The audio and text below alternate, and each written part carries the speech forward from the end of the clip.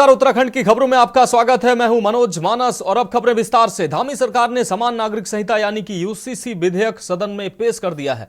मुख्यमंत्री पुष्कर सिंह धामी ने यूसीसी विधेयक को सदन के पटल पर रखा है, जिसके बाद सदन में जय श्री राम के नारे गूंजने लगे। आपको बता दें कि उत्तराखंड विधानसभा का विशेष सत्र सोमवार को शुरू हुआ है और आज सत्र के दूसरे दिन यूसीसी विधेयक को पेश किया गया है। कानून बनने के बाद उत्तराखंड आजादी के बाद यूसीसी लागू करने वाला देश का पहला राज्य बन जाएगा। आपको बता दें कि गोवा में पुर्तगाली शासन के दिनों से ही यूसीसी लागू है।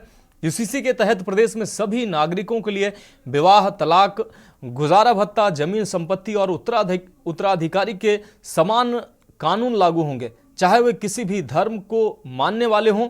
वहीं मुख्यमंत्री पुष्कर सिंह धामी ने कहा कि यूसीसी से किसी को डरने घबराने की आवश्यकता नहीं है। यूसीसी सभी वर्गों के लिए अच्छा होगा और इसके लिए चिंता करने की कोई जरूरत नहीं है।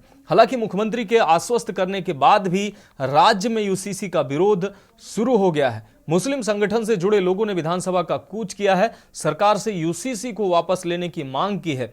इसके साथ ही विपक्ष ने भी इस पर सवाल खड़े किए हैं कि आखिर इसमें तमाम खामियां विपक्ष ने गिनाई हैं। देखिए रिपोर्ट।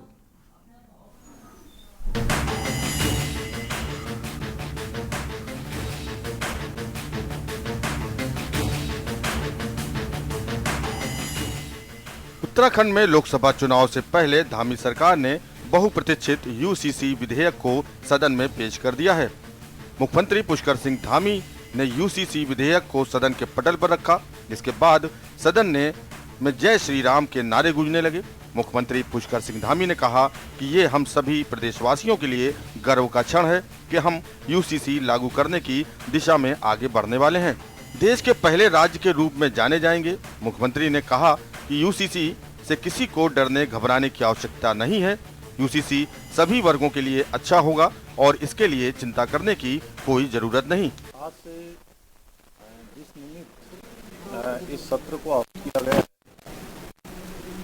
समान नागरिक संहिता यूसीसी, जिसकी लंबे समय से हम सबको प्रतीक्षा थी, प्रदेशवासियों को इसका इंतजार था और हमारे 1.25 करोड़ केवल उत्तराखंड के लोग ही नहीं बल्कि पूरे देश के लोग इसकी प्रतीक्षा कर रहे हैं। उत्तराखंड की विधानसभा में ये कब आएगा, कब पारित होगा, तो बहुत जल्दी हमारी सबकी जो प्रतीक्षा है वो समाप्त हो रही है और कल इसको हम लोग विधानसभा में प्रस्तुत करेंगे और आगे जो विधेयक के रूप में जो औपचारिकताएं होती हैं, चर्चा होती है, वो सभी चर्चा होगी। मेरा जो हमारे अन्य दलों के भी साथी हैं उन सबसे भी अनुरोध रहेगा, क्योंकि पूरा देश इस समय उत्तराखंड को देख रहा है और एक ये युगांतकारी समय है उत्तराखंड के लिए। पूरी देश की नज़र हमारी तरफ है कि ये बिल किस प्रकार से आता है, किस प्रकार की यहाँ चर्चा होती है। सभी लोग सकारात्मक रूप से चर्चा में भाग लें। मातृशक्ति के उत्थान के लिए राज्य के अंदर रहने वाले हर पंथ, हर समुदाय, हर धर्म, जिसका हमने विधानसभा चुनाव से पहले उत्तराखंड की देवतुल्य जनता के सामने संकल्प रखा था कि नई सरकार के गठन होते ही हम सभी धर्मों के लिए एक समान कानून लाने के लिए काम करेंगे, समान नागरिक संहिता लाएंगे। आपको बता दें कि उत्तराखंड विधानसभा का विशेष सत्र सोमवार को शुरू हुआ और मंगलवार को सत्र के दूसरे दिन यूसीसी विधेयक सदन में पेश किया गया। कानून बनाने के बाद उत्तराखंड आजादी के बाद यूसीसी लागू करने वाला देश का पहला राज्य होगा। आपको बता दें कि यूसीसी का ड्राफ्ट तैयार करने के लिए सरकार ने 27 मई 2022 को सेवानिवृत्त न्यायाधीश रंजना प्रकाश देसाई के नेतृत्व में 5 सदस्यीय समिति गठित की थी। समिति ने देश के प्रथम गांव माड़ा से जनसंवाद कार्यक्रम की शुरुआत करते हुए लोगों से सुझाव लिए। इस दौरान कुल 43 जनसंवाद कार्यक्रमों और वेब पोर्टल के जरिए समिति के पास 2,32,000 सुझाव आए, जिसके बाद इस कमेटी ने अपनी रिपोर्ट तैयार की। हालांकि विपक्ष की ओर से लगातार इसका विरोध किया जा रहा है और सरकार पर चुनावी लाभ लेने का आरोप भी लगाया जा रहा है। वहीं सत्ता पक्ष और विपक्ष की क्या कुछ प्रतिक्रिया है, आइए उसे सुनाते हैं। ये बड़ा महत्वपूर्ण बिल है और निश्चित रूप में आज़ादी के बाद, आज़ादी से पहले तो वो ये क्या कहते हैं आपके गोवा में लागू था और ये पोर्चुगीज लॉ में ये सम्मिलित था।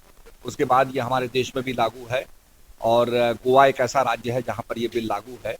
पर आज़ादी के बाद जो है उत्तराखंड पहला राज्य बनेगा और भगवान बद्री विशाल और केदारनाथ की धरती से, जहाँ गंगा बह रही है, यहाँ सरस्वती बह रही है, जहाँ पर आपका सरयू बह रही है और यमुना जी बह रही है, ऐसी धरती से ये बिल पास होगा तो मैं समझता हूँ निश्चित रूप में इतिहास की रचना होगी। देखिए, आज उत्तराखंड विधानसभा इतिहास रच रही है और जो यूसीसी की बरसों से डिमांड थी, जिसके लिए तमाम लंबे संघर्ष हुए, संसद में तमाम चर्चाएं हुई, सुप्रीम कोर्ट ने सरकारों को तमाम बार तलब किया, आज उसकी शुरुआत उत्तराखंड से होने जा रही है और ये उत्तराखंड इतिहास रच रहा है और इस सदन का मैं हिस्सा हूँ।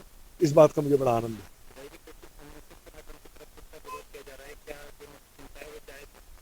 नहीं, उनको चिंता नहीं करनी चाहिए। ये सुधार के कदम है और इन सुधारों से उनको भी लाभ मिलने वाला है। तो थोड़ा इसको स्टडी करें और मेरा ये मानना है कि देश के मूड के साथ में चलें, ताकि धर्म के आधार पर देश नहीं चलेगा। यूसीसी विकसित भारत बनाने में एक मजबूत कदम है और मैं युवा मुख्यमंत्री को इसके लिए बहुत बहुत मुबारकबाद और धन्यवाद पेश करता हूं। आज बेटियों का दिन है, आज बेटियों को अधिकार मिलने जा रहे हैं, आज बहनों का दिन है, आज बहनों को अधिकार मिलने जा रहे हैं। 50% हिस्सेदारी प्रॉपर्टी के अंदर सोच नहीं सकता था कोई, आज मेरी बहनों को अधिकार मिला। आज तो बहनों का दिन है और उसके ऊपर मातम, के ऊपर विरोध मुझे लगता है बेमानी है। आज इसलिए हम कह सकते हैं जो लोग विरोध कर रहे हैं वो कहीं ना कहीं महिला विरोधी हैं, वो बहनों के विरोधी हैं, वो बेटियों के विरोधी हैं जो विरोध कर रहे हैं। आज बेटियों का दिन है, मैं ये कह सकता हूं, इसके लिए जितना धन्यवाद किया जाए मोदी धामी सरकार को उतना कम। पन्ने का ये ड्राफ्ट है, कल तक तो ये पता था कि भाई 700 पन्ने का है, यही सस्पेंस था, सरकार यही नहीं बता पाई। इसकी भाषा देखिए कॉम्प्लिकेटेड है, सरल भाषा में आम जनता को कैसे ये समझाया जाए, इसमें जो विसंगतियां हैं उसका अध्ययन करने के लिए समय चाहिए। संविधान के विशेषज्ञ हों, उनसे राय लिए बिना और पार्टी में वरिष्ठतम नेताओं की राय लिए बिना इस पे चर्चा करना या इस विषय को आगे रखना ठीक नहीं है। संसदीय प्रणाली जो है, सदन की जो प्रणाली है, नियमावली के विरुद्ध सारी सरकार कार्य कर रही है। लोक महत्व के जो विषय थे, प्रश्नकाल उन्होंने हटा दिया, 310-58 की सूचना हटा दी। यूसीसी सबसे महत्वपूर्ण विषय उत्तराखंड का नहीं है। अग्निपथ योजना का रोल बैक महत्वपूर्ण विषय है।